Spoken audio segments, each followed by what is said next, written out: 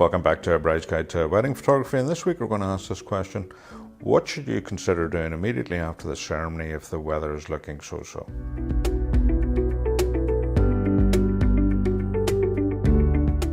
Hi, I'm Ken McBride, founder of A Bride's Guide to Wedding Photography, and today we're going to reveal one more tip. The tip that I'm going to reveal today is a weather-dependent tip, and obviously you're going to have to get photographs of the bridal party taken. If the weather is looking so-so, what I'd suggest is, as soon as the ceremony is taking place, if you're getting married in a church or a town hall, is go straight back in and get the formal bridal party photographs taken up at the altar.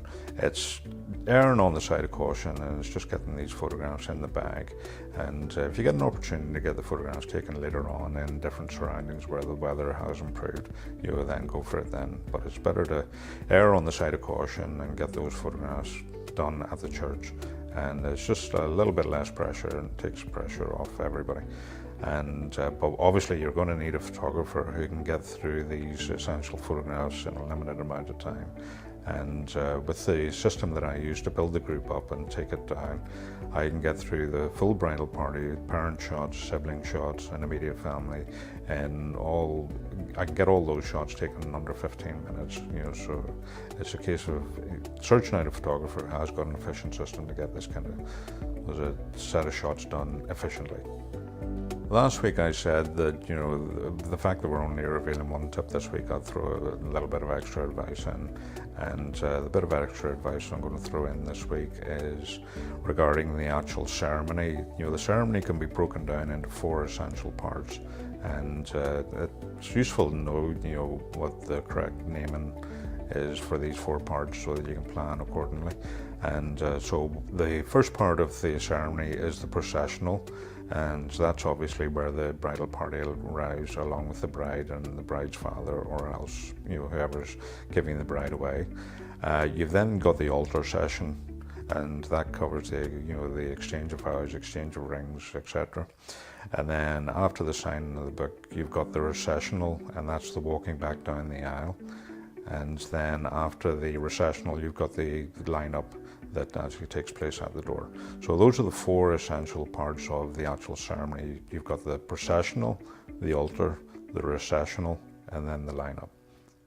Another bit of advice that I'm going to give out this week is regarding your actual engagement ring. Whenever you're out looking for your engagement ring, what you need to consider is what it'll actually look like with a wedding band, accompanying it. So remember to try both rings on and see how they actually look, because it could actually influence the type of engagement ring that you actually really do want.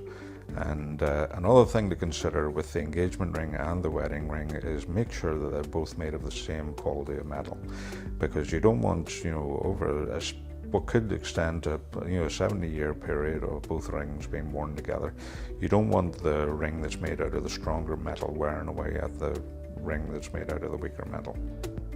Well, that brings us to the end of this week's video, and thanks again for watching up until now. And again, if you liked any of these tips, give it a thumbs up. If you want to share it on out to anybody, especially with the engagement ring, it's a bit of useful advice, to make sure that both the engagement ring and the wedding ring are made out of the same quality material to stop one wearing away at the other over time, because it could be over 70 years.